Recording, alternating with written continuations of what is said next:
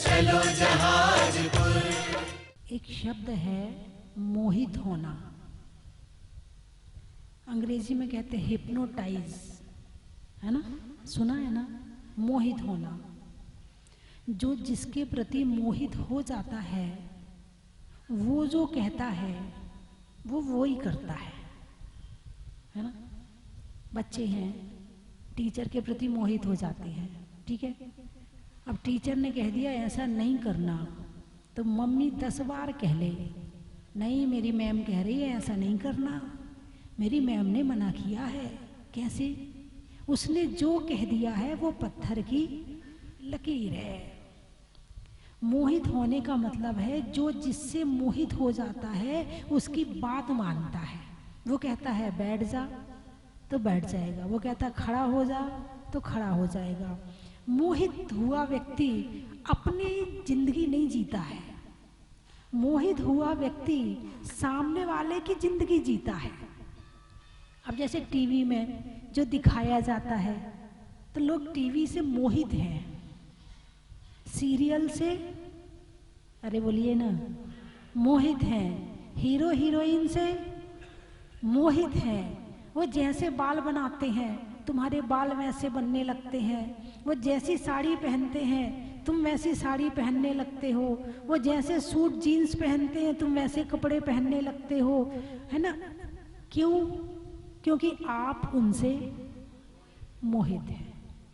मोहित हुआ व्यक्ति अपनी जिंदगी नहीं जी रहा है, जो सामने वाला कह रहा है वो जिंदगी जी रहा है, उसकी अपनी जिंदगी खत्म। उसे खुद को कैसे बाल बनाने हैं नहीं, सामने वाला जैसा कहेगा वैसे बनाऊंगा, इसी की तो कीमत है, इसी के तो पैसे हैं, लोग इसी को तो कैश कर रहे हैं। हाँ हाँ बिल्कुल सही बात है। मैंने एक दिन अभी और बताया था, विज्ञापन, बनियान बेचना है, तुम अकेले बनियान का फोटो लगा दो नहीं बिकेगी, उस बनियान के अंदर एक हीरो को डाल दो, अरे बोलिए ना, कौन से हीरो को? जिससे आप मोहित हो, आपकी दृष्टि में जो सबसे बड़ा हो, यही है ना, आपकी दृष्टि में जो सबसे ज्यादा मोहित कर लेता है, सबसे ज्यादा लोगों को मोहित कर लेता है, वो सबसे बड़ा बन जाता है ना। अब वो जो कहेगा, वो जो बनियान पहनेगा वो तुम्हें पहननी है। वो कहेगा पानी इस कंपनी वाला पीना चाहिए, तुम उस कंपनी का पानी पियोगे। वो कहेगा कोको कोला ये वाला पीना चाहिए, तुम वो वाला कोको कोला पियोगे। यानी कि बनियान अकेली नहीं बिक रही है, बेचने के लिए मोहित करने वाला व्यक्ति चाहिए। यही है ना। आप मेरी बात मानो ना मानो, लेकिन हीरो हीरोइन की बात बहुत मानोगे। मेरी बात शायद आप भूल भी जाओ, लेकिन उनकी बात नहीं भूलोगे। अभी कोई उनकी मूवी आ जाए, तुम्हारे फेवरेट हीरो की या फेवरेट, और माता जी आई हो, प्रवचन चल रहा हो, उसी समय तुम्हारे मूवी का टाइम हो, बताइए कहाँ जाओगे, क्या देखोगे? तुम सामने वाले हो बड़ी उम्र वाले, जरा युवाओं से पूछना जो अभी भी यहाँ नहीं बैठे हैं, वो उनसे मोहित हो चुके हैं, वो तुम्हारी बात क्यों नहीं मान रहे हैं, वो तुम्हारे कहने पर क्यों नहीं चल रहे हैं, वो साधु संतों के पास क्यों नहीं जाना चाहते हैं? क्योंकि वो उनसे मोहित हो चुके हैं। अब उन्हें अपनी जिंदगी, उन्हें उनके जैसे जीना है, उन्हें अपने, मतलब ये मत सोचो कि युवा जो हैं वो अपनी जिंदगी जी रहे हैं, जो युवा है ना वो भी अपनी जिंदगी नहीं जी रहे हैं। कोई किसी को डॉक्टर से प्रभावित है तो वो डॉक्टर बनना चाहता है, कोई इंजीनियर से प्रभावित है तो वो इंजीनियर बनना चाहता है, कोई सीए से प्रभावित है तो वो सीए बनना चाहता है। अपनी जिंदगी कोई नहीं जी रहा है, यहाँ तो सारे के सारे मोहित होके जिए जा रहे हैं। कपड़े कैसे पहनना है, मैंने भी एक दिन बताया था। आपको किसी शादी में कपड़े मिले और आपको पसंद नहीं आ रहे, लेकिन आप मिल गए हैं तो पहनने तो पड़ेंगे, और आप पहन करके मंदिर गए। इतने में तुम्हारी सहेली मिली, अरे भाभी जी ये साड़ी तो बहुत अच्छी लग रही है, कहाँ से लाई हो? मैं भी सोच रही थी कि ऐसी साड़ी मैं भी खरीदूं। अभी आपको वो साड़ी अच्छी नहीं लग रही थी, अब वो साड़ी आपको कैसी लगेगी? यानी तुम्हारी पसंद अपनी कुछ नहीं है, तुम्हारी पसंद नहीं है, किसकी पसंद है? सामने वाले ने जो कह दिया वो तुम्हें पसंद आ गया। आपने नए तरीके के बाल बनाए या बाल कटवाए, आपने कटवाए तो सही लेकिन वो आपको अच्छे नहीं लग रहे हैं, और ब्यूटी पार्लर वाले पे आप नाराज हो रहे हो, ऐसे का बाल काट दिए, मैंने ऐसे कहे थे क्या, ऐसे कहे थे क्या, आप उस पर नाराज हो रहे हो। फिर आप गए शादी में, 2-4 लोगों ने आपके बालों की तारीफ कर दी, अब बताओ वो अच्छे लगेंगे कि खराब लगेंगे? मतलब तुम्हारा अच्छा लगना कहीं नहीं है, सामने वाले ने जो बता दिया तुम वैसे बनने के लिए तैयार हो जाते हो। तुम क्या हो वो तुम नहीं बनना चाहते हो, सामने वाला क्या तुम्हें देखना चाहता है तुम वैसे बनना चाहते हो। और धर्म क्या है? तुम जैसे हो वैसा बनाता है। संसार कैसा बनाता है? तुम सामने वाला जैसा देखना चाहता, ए तेरे पे ये वाले कपड़े बहुत अच्छे लगते हैं, कलर बहुत सूट करता है, ये पहना कर, बस तुम शुरू हो गए। ऐसा है या नहीं? ऐसे बाल तेरे पे बहुत अच्छे लगते, ऐसे नाखून तेरे पे बहुत अच्छे लगते, अरे ये खाना बहुत अच्छा लगता है, अरे ये चीज बहुत टेस्टी लगती है। यानी तुम्हारी अपनी जिंदगी कुछ भी नहीं है। इस बात को तुम अभी तो याद है तुम्हें, लेकिन थोड़ी देर में भूल जाओगे, क्योंकि मोहित हो ना। जैसे नींद में कोई व्यक्ति ज्यादा गहरी नींद में हो और उसे जगाओ तो थोड़ी देर के लिए तो जाग जाता है, और जैसे उसे जगाने वाला वहां से जाता है फिर सो जाता है। ऐसे ही इस मोहित हुई जिंदगी में ऐसे जी रहे हो कि साधु संत थोड़ी देर के लिए जगाते, हाँ माता जी सही कह रही हैं, जगाते, माता जी बिल्कुल सही कह रही हैं, और यहां से निकलते फिर उसी में शुरू हो जाओगे। थोड़ी देर के लिए नींद खुलती है, उसके बाद वापस फिर उसी में सो जाते हो। तो मोहित होना, क्या? कपड़ों से मोहित, ये अच्छा लग रहा, वो अच्छा लग रहा, व्यक्तियों से मोहित, वो बहुत अच्छा लगता, वो फेवरेट है, उसकी नाक अच्छी लगती है, उसके कान अच्छे लगते हैं, उसकी आंखें अच्छी लगती हैं, उसकी उंगली अच्छी लगती हैं। मोहित, शरीर से मोहित हो रहे हो। किससे? शरीर से मोहित हो रहे हो। इसी तरह से वो घर में भी हो सकता है, बाहर भी हो सकता है, तुम्हारा कोई हीरो भी हो सकता है, तुम्हारा कोई रिश्तेदार भी हो सकता है, तुम्हारा पड़ोसी भी हो सकता है, तुम्हारे परिवार का भी हो सकता है। जो तुम्हारे पास में है बस वो अच्छा नहीं लगता। क्या? जो तुम्हारे पास में है बस वो अच्छा नहीं लगता, इसीलिए लड़ाई झगड़े होते हैं। यदि वो अच्छा लगने लगे तो लड़ाई झगड़े खत्म हो जाए। जो साथ रहने लगे ना, उनसे तो मोह की निद्रा टूट गई है, उससे तो अब भागना चाहते हैं, उससे तो अब दूर होना चाहते हैं। जा तू दुकान चला जा, थोड़ी देर शांति मिलेगी, जा तू स्कूल चला जा, थोड़ी देर शांति मिलेगी। जब तक बच्चे नहीं होते हैं तो क्या होता है? टेंशन, अभी तक कुछ हुआ ही नहीं, अब इधर जाओ उधर जाओ, आशीर्वाद लो, ये करो, चलो हो गया। अब वो बड़ा चंचल है, बहुत परेशान करता, तू चाहे स्कूल जा, वहीं बैठना। जब नहीं था तो टेंशन, अब है। जो चीज आ गई पास में उसका मोह खत्म, जो पास में नहीं है उसके प्रति आकर्षण। बस यही जिंदगी चल रही, पूरी जिंदगी यही चल रही है। और धर्म जो है इस मोह की निद्रा को तोड़ता है और इस आकर्षण को खत्म कर देता है। यदि धर्म इस बात को खत्म ना करे तो साधु संत भी तुम्हारे जैसे सज धज के आए, साधु संत भी तुम्हारे जैसे ज्वेलरी पहनने लगे और भक्त हैं। हाँ महाराज, अंगूठी बहुत बढ़िया, आप ले लो, हम तो भक्त हैं आपके, लो महाराज।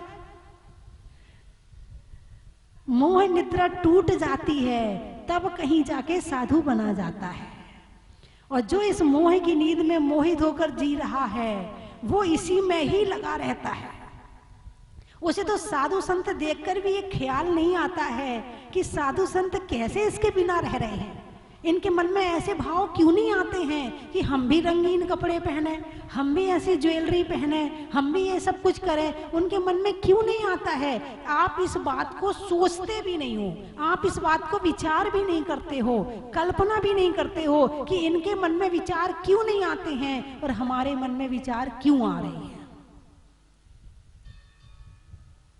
बस जिए जा रहे हैं। हमारे महाराज है, अच्छा महाराज नमोस्तु, माता जी अच्छा माता जी वंदा में चले, बस हो गया काम, ये हमारी माता जी हैं बस। इससे ज्यादा सोच है ही नहीं है। सोचने विचारने का तो काम खत्म ही हो गया है। जहां सोचना चाहिए वहां सोचते नहीं है और जहां नहीं सोचना चाहिए वहां पूरे दिन सोचते हैं। जहां सोचने पर कोई रिजल्ट नहीं निकलना है उसमें पूरी जिंदगी लगाते हैं और जहां रिजल्ट निकलना है उस तरफ ध्यान ही नहीं है। आप सब मोहित हुए बैठे नहीं बैठे हैं? अभी जैसे यहाँ अभी मेरे भाई साहब ने क्या नाम है आपका? मुकेश जी। मुकेश जी ने कहा आज तो माता जी के 1 घंटा प्रवचन सुनेंगे। अभी होने तो दो 1 घंटा, घड़ी देखने लगोगे, मुंह खींचने लगेगा।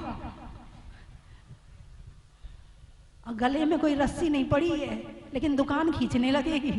माता जी 1 घंटा इतना बोल रही है माता जी, पता नहीं घड़ी नहीं है आज माता जी के पास में। ये तुम मोह छूटने की बात सुनने में भी मोह होता है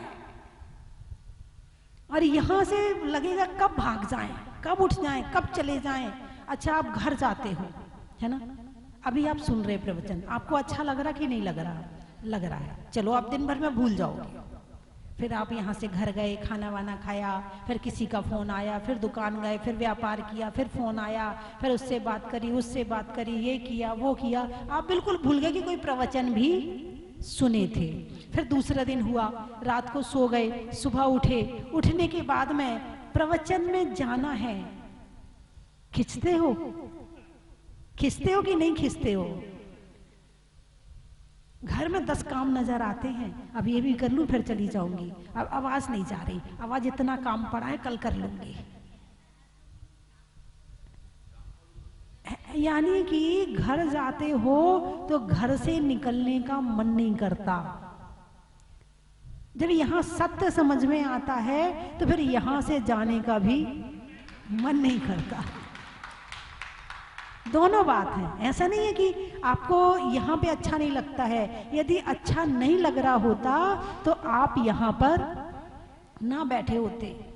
और ऐसे लोग बहुत हैं जो 6-7 साल से टीवी पर लगातार प्रतिदिन प्रवचन सुन रहे हैं, 6-7 साल से, बहुत है। और यहाँ ग्वालियर में ऐसे भी हैं, अब सुबह तो काम रहता है तो ऐसा करिए शाम को तो टीवी में आते ही हैं प्रवचन, सुनते तो हैं ही रोज, उसी में सुन लेंगे, 2-2 बार क्या सुने, अब यहाँ भी सुने और शाम को भी सुने।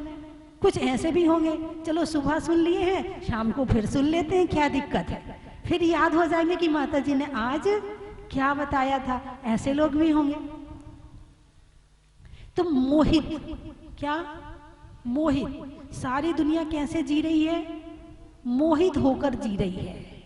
जिसके साथ रहते हो उनसे भी मोह होता है, ऐसा नहीं है कि नहीं होता। यदि घर में एक कुत्ता भी रहे ना, क्या होता है नहीं होता?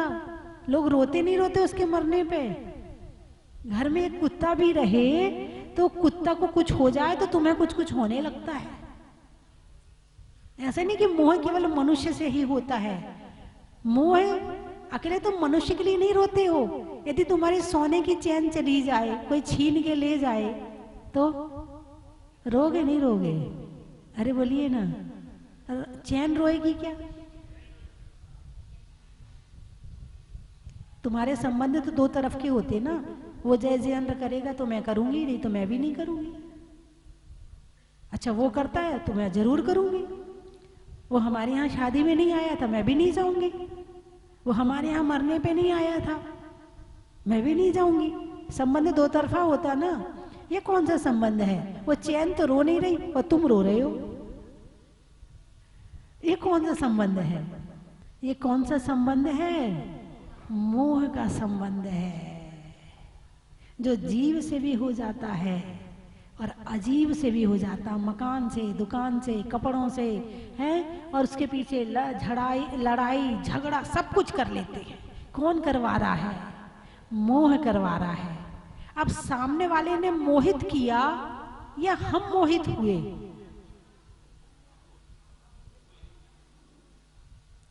अरे बोलिए ना। यदि तुम्हारे अंदर मोह करने की ताकत ना हो तो क्या सामने वाला तुम्हें मोहित कर पाएगा?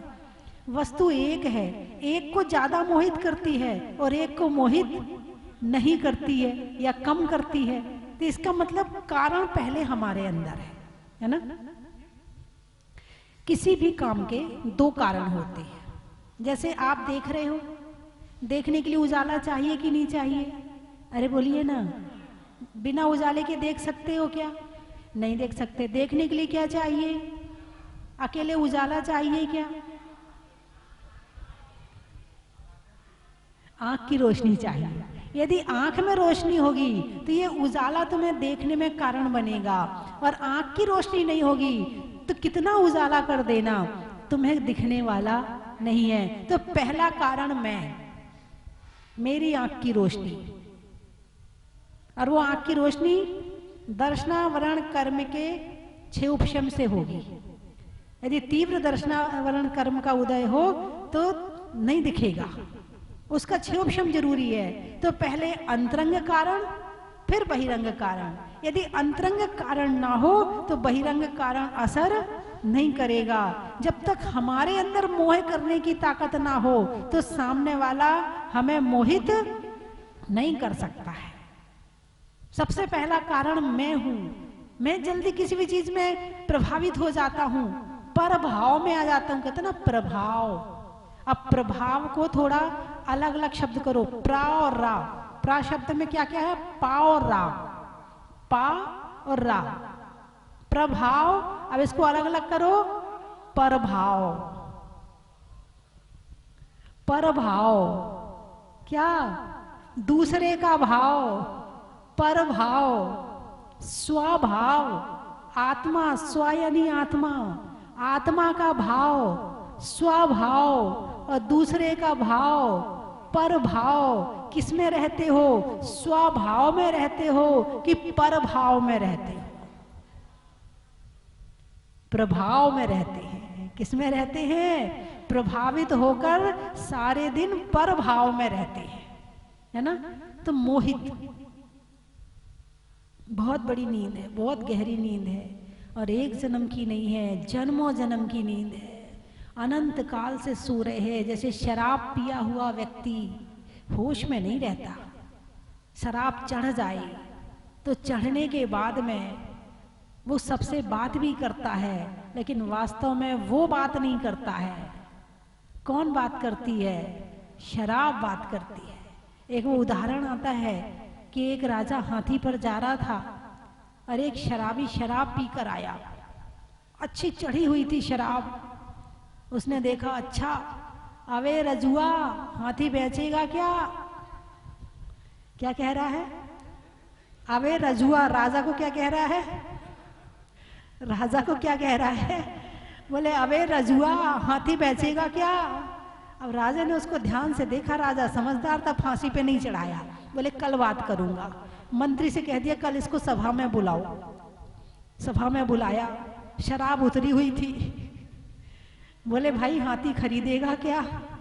महाराज मैं और हाथी, मैं अपना पेट तो भर लूं, हाथी का पेट कैसे भरूंगा? हाथी का पेट तो बहुत बड़ा है, तो मैं नहीं खरीद सकता। अरे तू कल तो कह रहा था अबे रजुआ हाथी बेचेगा क्या, और आज मैं कह रहा हूं हाथी खरीद ले तो तू मना कर रहा है। बोले महाराज गलती हो गई, गलती हो गई, वो मैं नहीं बोल रहा था। अरे बोलिए ना, कौन बोल रहा था? शराब बोल रही थी। मैंने कल एक बात कही थी, आपसे याद हो तो, मुझे लाल रंग फेवरेट है, मेरा सफ़ेद रंग फेवरेट है, मुझे खाने में ये अच्छा लगता है, मुझे फ्रिज का अच्छा लगता है, मुझे गर्म अच्छा लगता है, मुझे ठंडा अच्छा लगता है, मुझे कुछ अच्छा नहीं लगता है। जो कुछ अच्छा लगता है मोह को अच्छा लगता है।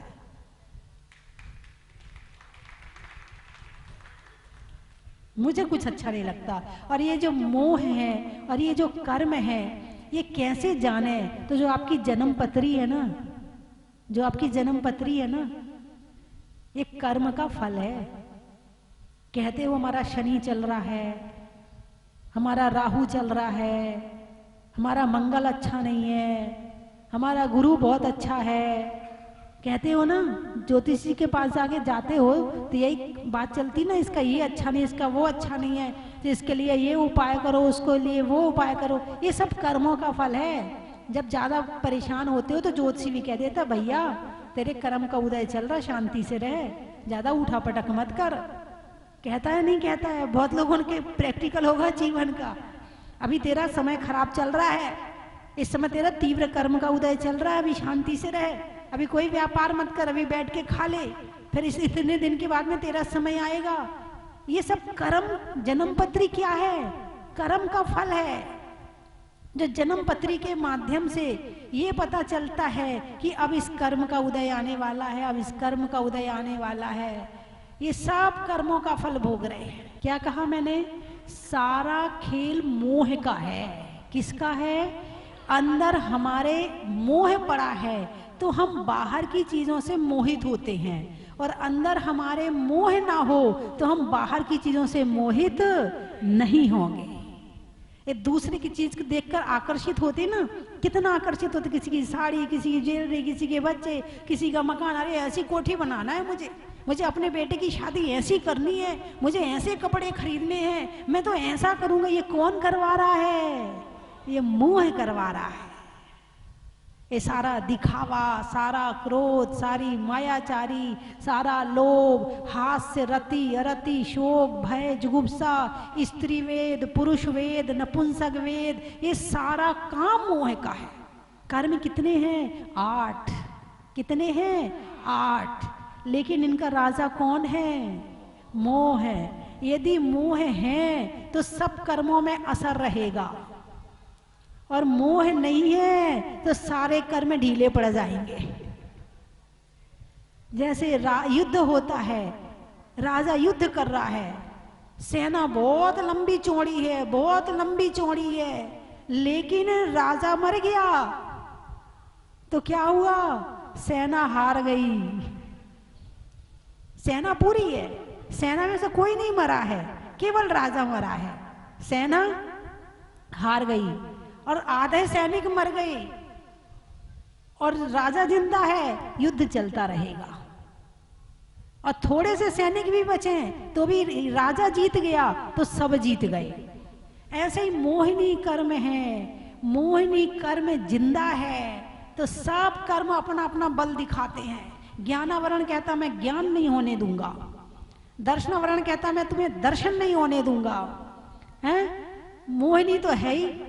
और वेदनी कहता है तुझे सुख भी बताऊंगा और दुख भी बताऊंगा, दोनों बताऊंगा। मोह संबंधी सुख और मोह संबंधी दुख। आत्मा का सुख अलग चीज है और मोह संबंधी सुख, हाँ, खाना खाने में मजा आ रहा है, कौन सा सुख? मोह संबंधी सुख। कपड़े पहन के तैयार होने में बड़ा अच्छी फीलिंग आ रही है, ये कपड़े पहनकर बहुत अच्छा लगता है मुझे। अच्छी कौन? मोह करवा रहा है। फीलिंग कौन ले रहा है? मोह ले रहा। आज की मूवी बहुत बढ़िया थी, किसने बताया? मोह ने बताया। ये मोह का मजा है। और मोह के संबंध से जो सुख आता है वो बंद पाप का कराता है। क्या? मोह का सुख बंध पाप का कराता है। तो साता वेदनी और असाता वेदनी ये भी कर्मों के फल हैं। इसके बाद में आयु, मुझे जिंदा रहना है, मुझे मरना नहीं है, मुझे बचा लो, मैं मरना नहीं चाहता। कौन कह रहा है? मोह कह रहा है। और मोह ना हो तो भाई मैं आज भी जीवित हूं और जहां जाऊंगा, जिस गति में जाऊंगा वहां भी जीवित रहूंगा। कोई दिक्कत नहीं, रहूं तो कोई दिक्कत नहीं और चला जाऊं तो कोई दिक्कत नहीं। उसे तो जीना है, यहाँ भी जीना है और अगले जन्म में। लेकिन मोह कहता इतना मैंने कमाया, इतनी मैंने कोठी बनाई, इतने मैंने इकट्ठा किया, सब छूट जाएगा। नहीं नहीं, मैं मरना नहीं चाहता, मुझे जीना है। कौन कहलवा रहा है? ये आयु कर्म में मोह पड़ गया। किस में पड़ गया? आयु में। नाम कर्म में मोह पड़ता है। शरीर की सुंदरता, शरीर की स्वस्थता, शरीर संबंधी जितना हमें सुख चाहिए वो सुख भी मोह के कारण है। और यदि मोह ना हो तो शरीर संबंधी सुखों की इच्छा भी खत्म हो जाए। काले हैं तो ठीक है, गोरे हो तो ठीक है, धर्म करने में कहाँ बाधा आ रही है? मोह खत्म हो गया शरीर से। टेढ़ा हाथ रहा है, टेढ़ा पैर रहा है। धर्म तो धर्म करने के लिए सरल भाव चाहिए, सीधे भाव चाहिए। हाथ टेढ़ा हो तो धर्म करने में बाधा नहीं आएगी, भाव टेढ़े हो। ते नाम कर्म में मोह पड़ गया, शरीर में मोह पड़ गया, गोत्र कर्म में मैं ऊंचा हूं, मैं बड़ा हूं, मेरे से बड़ा कोई नहीं हो सकता, मैं ही उच्च गोत्र का हूं, अपने आप को बड़ा मानने वाला, ये मोह। भाई जैसा हूं कोई दिक्कत नहीं, बड़ा हूं छोटा हूं ठीक हूं, जैसा हूं मैं वैसा ही हूं। ये गोत्र कर्म में मोह पड़ गया। और अंतराय, लाभांतराय, दानांतराय, भोगांतराय, उपभोगांतराय, वीर्यांतराय। अंतराय कर्म में जब जिस वस्तु को चाहोगे और अंतराय कर्म हो तो वो वस्तु तुम्हें नहीं मिलेगी। चलिए मैं 3 चीजें बोलूंगी, आपको कहना बड़ा ही महत्व है सोच विचार का। अब आप लोग शब्द बोलिए।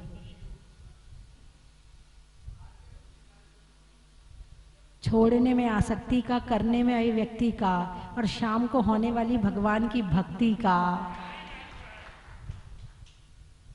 शब्द लाए हो? हैं? क्या कह रहे? प्रभावना, जिन धर्म की प्रभावना का, करोना, कोरोना का, करुणा का। अच्छा, करुणा। महिलाओं में तरुणा का, नाम में अरुणा का और करने में करुणा का। वात्सल्य। चिकित्सा में शल्य का, शल्य चिकित्सा होती ना, चिकित्सालय में शल्य का, और होने में निशल्य का, और जीवन में वात्सल्य का। त्याग। जंगल में नाग का, शहरों में बाघ का, और जीवन में त्याग का। वो आप बनाना है ना। आज मैंने कल बताऊंगी, बच्चों वाला कल बताऊंगी। और बताइए। स्वाध्याय। अच्छा, पंच परमेष्ठी में उपाध्याय का, पढ़ने में अध्याय का, और जीवन में स्वाध्याय का। आवाज से शुरू कर देना, महत्व पूछा है तो। होने में नम का, शरीर में दम का, और जीवन में संयम का। छोड़ने में आलू का, छोड़ने में आलू का, मुख में तालू का, ग्वालियर के। लेने में आशीष का, लेने में आशीष का, झुकाने में शीश का, और भगवान महावीर की वाणी में ज्योतिष का। सामायिक। घड़ी में टिक टिक का, नहीं होने में चिक चिक का, और करने में सामायिक का। बोलिए 24 भगवान की।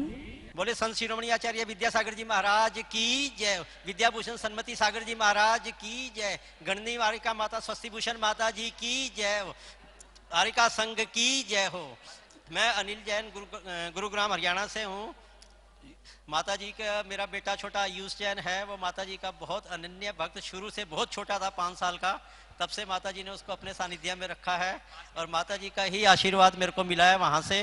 और मैं तो हर साल आता हूँ स्वस्तिभूषण, और आऊँगा, जरूर आऊँगा। और इस दिन तो खास दिन आऊँगा, क्योंकि इस दिन मेरा बेटा किसी कारण से कोरोना में चला गया था। उस दिन मुनि सूरत वहाँ भगवान का कल्याणक ही था, तो तब से विचार ऐसा ही बनाया भी यहाँ जरूर आना है। तो यहाँ की जो एनर्जी, पॉजिटिव एनर्जी जितनी यहाँ पर है इस मूर्ति की, वो मुझे कहीं नहीं मिली। बहुत अनन्य, मतलब माता जी की बहुत वो प्रेरणा से बहुत अच्छा, यहाँ इंतजाम भी बहुत अच्छा है सारा, किसी को कोई दिक्कत किसी प्रकार की कोई नहीं होती यहाँ आने से, और सब अपने कर्मों का क्षय होता है इसके अंदर। अपना सभी को आना चाहिए यहाँ और दर्शन मुनि सुव्रतनाथ भगवान के जरूर करने चाहिए। साल में एक दिन कम से कम नियम लेना चाहिए भी हम स्वस्ति धाम जरूर आएंगे, यही सभी से प्रेरणा है, यही सब। काफ़ी दिनों से भाव थे कि मैं जाजपुर जाऊं और मुनि सुव्रत जी के दर्शन करूं। मैं काफ़ी दिनों से सोच रही थी, मेरे इतने भाव थे यहाँ आने के बहुत ज़्यादा। ये भाव मेरे कल पूरे हुए और आज इतने अच्छा लगा कि आज इन्होंने कलश भी किया, सबसे शांति धारा भी करी, मेरे सारे मन की इच्छा पूरी हुई। भगवान को बहुत बहुत कोटि कोटि प्रणाम और बहुत बहुत धन्यवाद देती हूँ भगवान मेरी इस इच्छा को पूरी करने के लिए।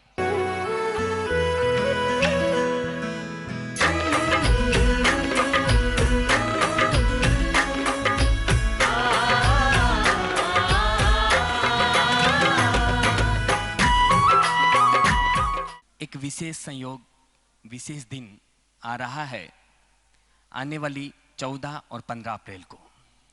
14 अप्रैल को मुनि सुव्रतनाथ भगवान का ज्ञान कल्याणक का पावन दिन है और 15 अप्रैल शनिवार के दिन मुनि सुव्रतनाथ भगवान का जन्म और तप कल्याणक है। मैं आपको सादर आमंत्रित करता हूं, आप स्वस्ति धाम जहाजपुर पधारें।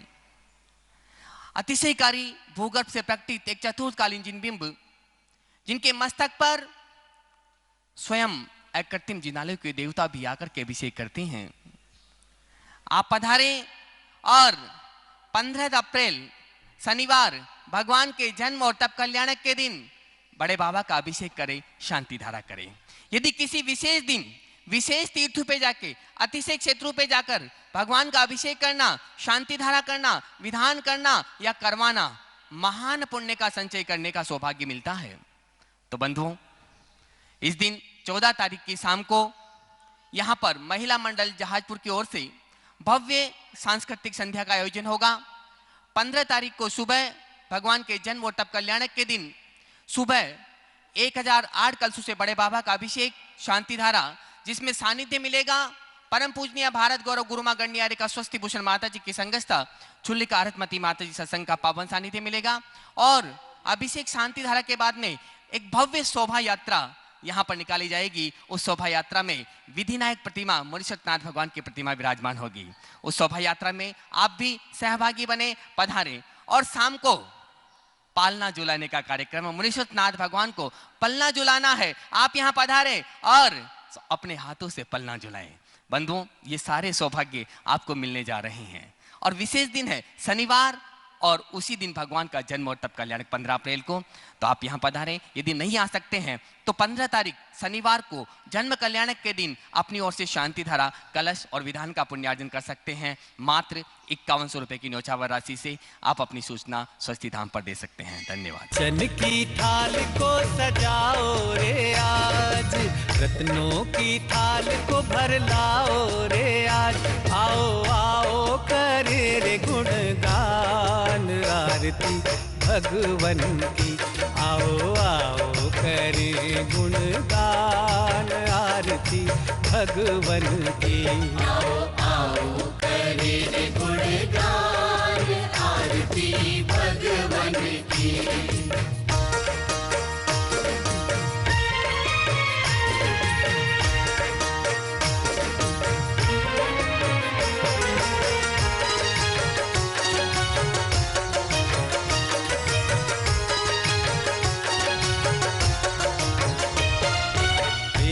सुमित्र के राज दुलारे, माँ पद्मा जी के नैनों के तारे। पिता सुमित्र के राज दुलारे, माँ पद्मा जी के नैनों के तारे। राजगृही में जन्म लियो आप, राजगृही में जन्म लियो आप। आओ आओ मनाए खुशी आज आरती भगवन की। आओ आओ करे गुणगान आरती भगवन की। परम विदुषी लेखिका गणिनी आरिका रत्न श्री 105 स्वस्ति भूषण माता जी, जिन्होंने मात्र 20 वर्ष में 100 से भी अधिक किताबें लिखकर जैन समाज को अनूठा योगदान दिया है। बड़े बड़े विधान जैसे कल्पद्रुम महामंडल विधान, सिद्ध चक्र महामंडल विधान, इंद्रध्वज महामंडल विधान एवं विशेष जिनपद, पूजांजलि आदि महत्वपूर्ण साहित्य बहुत ही सरल व सुबोध शैली में लिखे हैं, जिसमें गद्य एवं पद्य साहित्य भी समाहित है। इन महान साहित्यों को पढ़कर आप भी अपने ज्ञान का विकास कर सकते हैं। साहित्य प्राप्त करने हेतु आज ही संपर्क करें। संपर्क सूत्र 7906062500 9868345768।